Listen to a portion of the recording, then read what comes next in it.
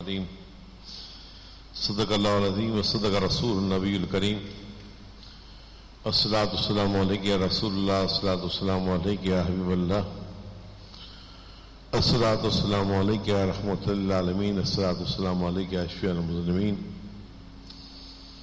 حمد و صلوات کے بعد نہایت ہی عزت و احترام کے لائق معزز و صاحب ناظرین،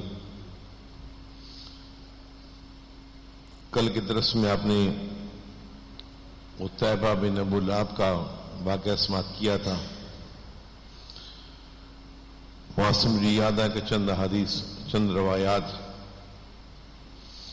جو میرے مطالعے میں میں وہ آپ کے سامنے پیش کر دوں کہ گستاخ رسول کی سزا کیا ہے۔ میں نے جو آیت کریمہ تلاوت کی ہے، یا ایھا الذین آمنوا لا تقولوا رائنا وقولوا انظرنا واسمعوا للکافرین عذاب علیم۔ اے ایمان والو، تم نبی کی بارگاہ میں رائنا نہ کہا کرو بلکہ انظرنا کہا کرو۔ اس آیت مبارکہ کے حوالے سے یہ ہے کہ صحابہ کرام حضور کی بارگاہ میں تشریف فرما ہوتے، جو بات کبھی سمجھ میں نہ آتی یا حضور کی آواز نہ پہنچتی تو وہ صحابہ کرام کہتے رائنا یا رسول صلی اللہ علیہ وسلم، آپ ہماری رعایت فرمائیں، اور حضور صلی اللہ علیہ وسلم دوبارہ بات ارشاد فرما دیا کرتے۔ لیکن یہودی کیا کرتے ہیں، یہودی لغت میں اس کا معنی سب اور شتم میں یعنی گالی میں آتا ہے، وہ بھی اس طرح استعمال کرنا شروع کر دیا۔ نبی پاک کے ثانی سعد بن معاذ رضی اللہ تعالیٰ عنہ یہ ان کی زبان جانتے تھے، پہچانتے تھے۔ جب انہوں نے دیکھا کہ یہودی حضور کی بارگاہ میں رائنا کا لفظ کہہ کر گستاخی بے ادبی کرتے ہیں تو آپ نے کہا، اللہ کے دشمنوں، تم پر اللہ رب العزت کی لعنت، آج کے بعد اگر تم میں سے کسی نے یہ لفظ استعمال کیا تو میں اس کی گردن اڑا دوں گا، اسے مار دوں گا۔ آپ کے جواب میں یہودی نے کہا کہ ہمیں منع کرتے ہو اور خود بھی یہی لفظ استعمال کرتے ہو۔ تو آیت مبارکہ نازل ہوئی اور اہل ایمان کو منع کر دیا کہ تم آئندہ حضور کی بارگاہ میں رائنا نہ کہنا بلکہ انظرنا کہنا کہ یا رسول اللہ ہم پر نظر کرم فرمائیے۔ اور پہلی بات فرما دیا واسمعوا، غور سے سنو، اور کافروں کے لیے دردناک عذاب ہے۔ یہ تفسیر ساوی میں، تفسیر جلالین کا حاشیہ جو ہے اس میں ہے، اور اس کی جلد نمبر 1 صفحہ نمبر 96 جو دارالارشاد عربیہ کی چھپی ہوئی ہے۔ اسی طرح ایک قرآن پاک کی دوسری آیت مقدسہ اس حوالے سے الدر المنصور فی تفسیر المعذور، امام جلال الدین سیوطی کی جو کتاب ہے اس کی جلد نمبر 2 صفحہ نمبر 320 پر ہے، اور یہ بیروت کی چھپی ہوئی ہے۔ کیا ہے کہ سالبی نے حضرت عبداللہ بن عباس سے الم تر الی الذین یزعمون انہم آمنوا، اس آیت مبارکہ کا شان نزول یہ بیان کیا ہے، ایک یہودی اور بشر نامی منافق کے درمیان کسی بات پر تنازع ہو گیا۔ یہودی نے کہا کہ اس معاملے کا فیصلہ ہم حضور علیہ السلام کے پاس کراتے ہیں، تو نبی کے پاس جاتے ہیں، آؤ چلتے ہیں حضور کی بارگاہ میں۔ وہ منافق جس کا نام بشر تھا، وہ منافق تھا، حضور کی ظاہری عظمت آپ کے سامنے کلمہ بھی پڑھتا تھا لیکن آپ کی عظمت کو تسلیم نہیں کرتا تھا۔ اس نے کہا نہیں، ہم کعب بن اشرف یہودی کے پاس جاتے ہیں۔ یہودی نے کہا نہیں، ہم مسلمانوں کا نبی تمہارے نبی کے پاس جاتے ہیں۔ بہرحال اس معاملے مجبوری چلا گیا حضور کی بارگاہ میں۔ حضور نے معاملہ سماعت کیا، اور سماعت کرنے کے بعد تمام معاملات کا جائزہ لینے کے بعد فرمایا کہ یہودی کے حق میں فیصلہ کر دیا۔ اس بات کا فیصلہ یہ ہے کہ یہودی کا یہ معاملہ ہے۔ فیصلہ ہو گیا، باہر نکلے تو بشر منافق نے کہا جو بازار مسلمان ہے، آپ دیکھیں وہ حضور کے زمانے کے مسلمان ہیں، آج کے دور میں نہیں۔ آج ہم کہتے ہیں کہ نمازیں پڑھتے ہیں، روزے رکھتے ہیں، داڑیاں ہیں، لباس اسلامی ہیں۔ حضور کی بارگاہ میں لوگ کلمہ پڑھتے تھے لیکن منافق تھے۔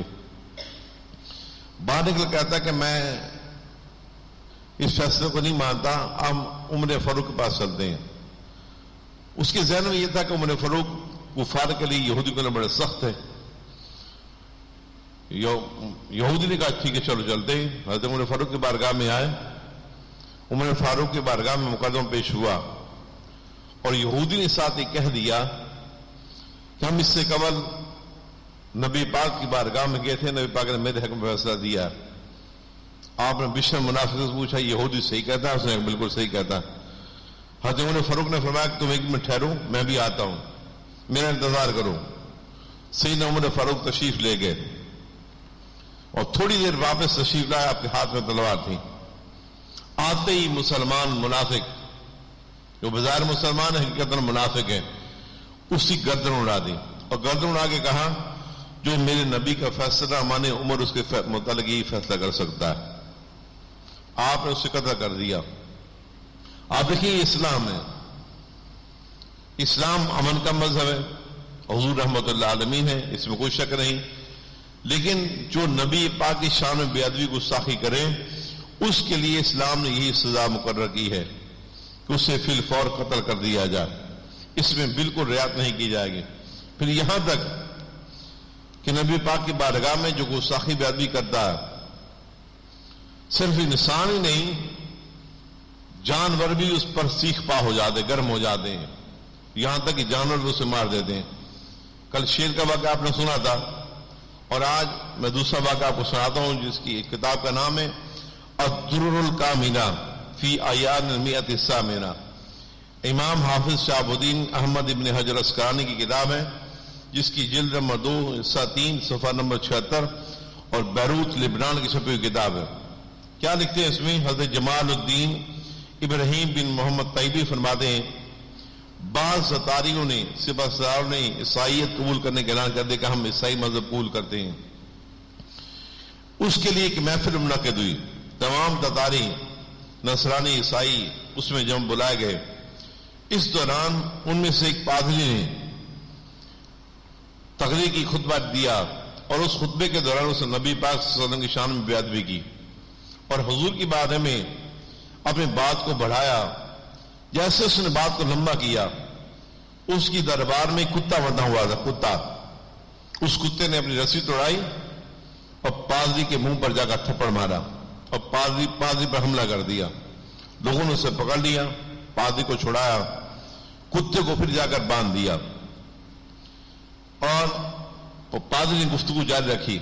ایک شخص نے کہا، پادری سے کہا کہ اس کتے کا تمہیں مارنا حملہ کرنا کہ اس وجہ سے تو نہیں کہ تم نے نبی پاک کی بارگاہ میں بے ادبی گستاخی کی ہے. اسے کہا نہیں اس وجہ سے نہیں ہے بلکہ کتا بڑا غیور ہے. میں نے دوران گفتگو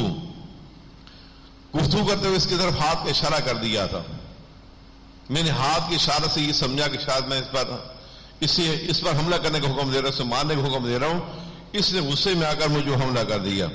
اس نے اس بات کو بے اتفاقی کرا دیا اور اتفاقاً کہہ کر اسے ٹال دیا اور اپنی گفتگو کرتا رہا. یہاں تک اس نے حضور کی بارگاہ میں پھر گفتگو کی، پھر بھی ادبی کی، زہر اگلنا شروع کیا.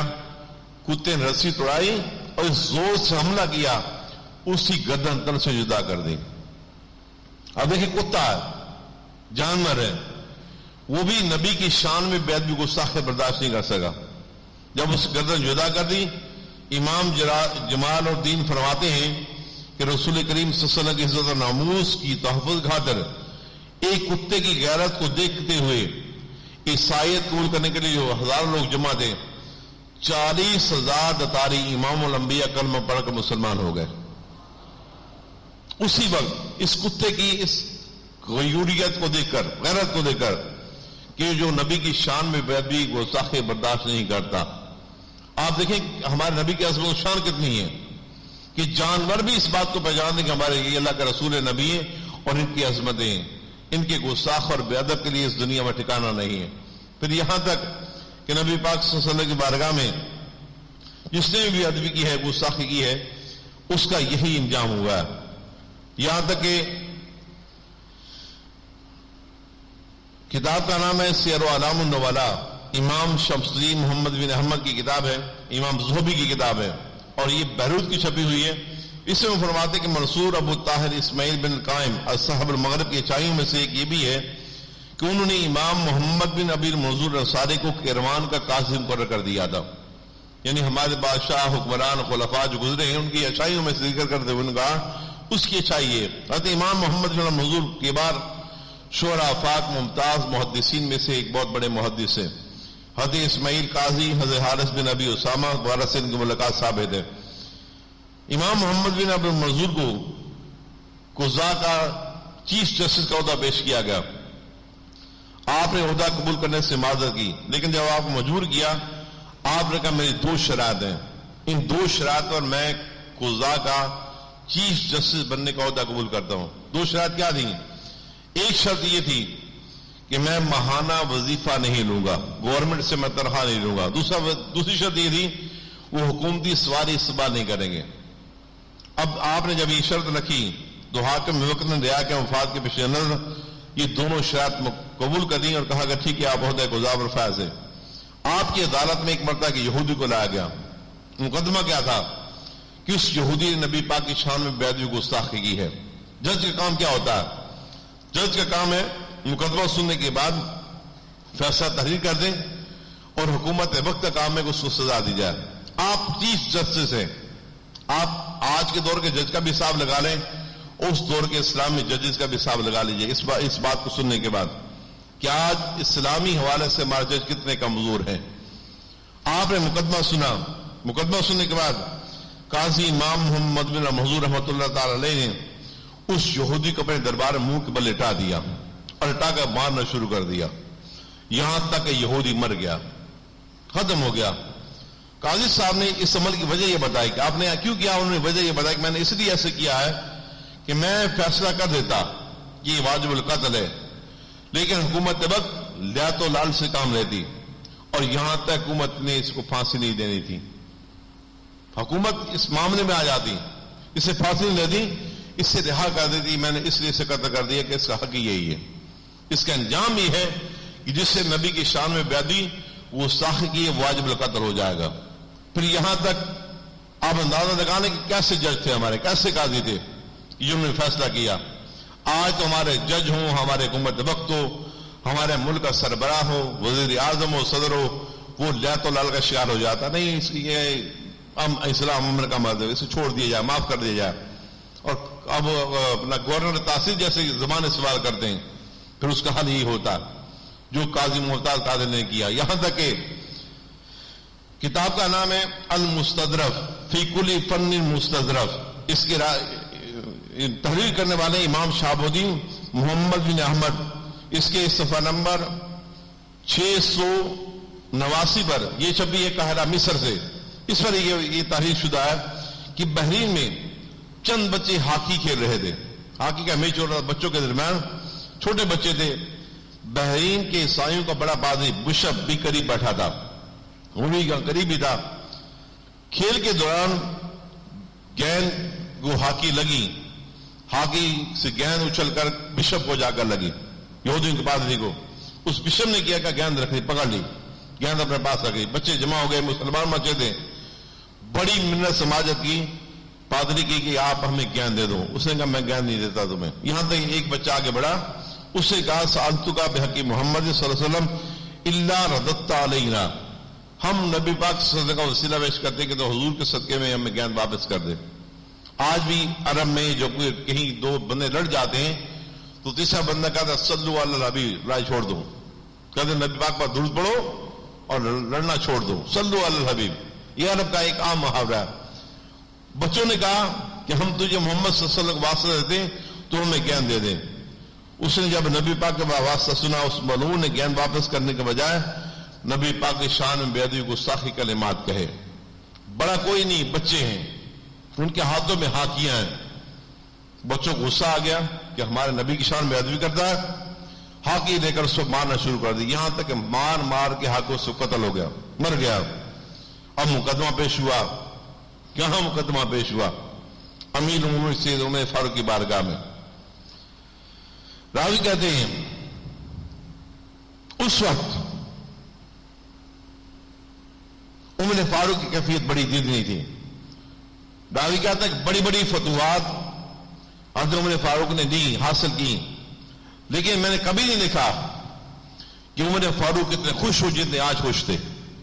مقدمہ پیش ہوا، حضرت عمر فاروق نے بڑے خوشی میں اعلان کیا کہ گستاخ رسول صاحب پادو قدر کرنے والے بچوں کے حوالے سے کہا کہ میں تاریخی جملہ کہتا ہوں کہ الآن عز الاسلام، کہ اب اسلام طاقتور ہو گیا ہے، اب اسلام میں قوت آ گئی ہے، اسلام عزت و عظمت کے لائق ہو گیا ہے، اس لیے کہ اسلام کے ماننے والے اس قابل ہو گئے کہ جو ان کے نبی کی شان میں گستاخی بیدبی کرے اسے قدر کر دے۔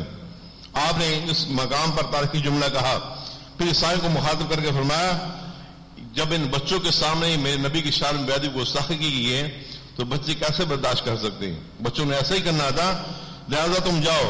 اس لیے کے بعد سیدنا فاروق اعظم نے اس گستاخ پادری قدر کو درست قرار دیتے فرمایا، تاریخی جملہ کا سنو، اس گستاخ عیسائی پادری کے خون کی کوئی قیمت نہیں ہے۔ آپ نے کہا تھا کہ الان عز الاسلام، کہ آج اسلام عزت و مرتبے پر حفاظ ہو گیا ہے، بلند ہو گیا ہے، کاش کہ ایسا ہی ہو جائے۔ آج ہم گستاخیاں سنتے ہیں، بدوی سنتے ہیں، برداشت کر جاتے ہیں، بس میں بیٹھ کر سنتے ہیں کہ اس نے یہ کہا یہ کہا، ہم آ کے دوسرے ایمان سے مسئلہ پوچھ رہے تھے، خود کچھ نہیں کرتے، اس لیے کہ ہمارا ایمان کمزور ہو گیا۔ حضرت عمر فاروق نے کہا تھا کہ آج اسلام عزت و عظمت کے منصب پر لائق ہو گیا، اور آپ نے اپنے دور حکومت میں فرمان جاری کیا تھا کہ منصب احد من الانبیاء فاقتلوہ، جو کوئی حضور کی شان میں بیعت بھی کرے یا کسی بھی نبی کی شان میں بیعت بھی کرے اس سے قطع کر دیا جائے۔ کاش کہ ہمارے حکمران ایسے ہو جائیں جیسے اللہ تعالیٰ نے ہمیں دیے تھے، کاش کہ ایسے حکمران مل جائیں، ایسے جج مل جائیں کہ ملک میں گستاخ رسول کا دروازہ بند ہو جائے۔ اللہ تعالیٰ ہم سب کو صحیح معنوں میں اس پر عمل کرنے کی توفیق عطا فرمائے۔ اللہ تعالیٰ نبی کی سچی محبت عطا فرمائے۔ وما علینا الا البلاغ المبین، سنت ادا فرمائے۔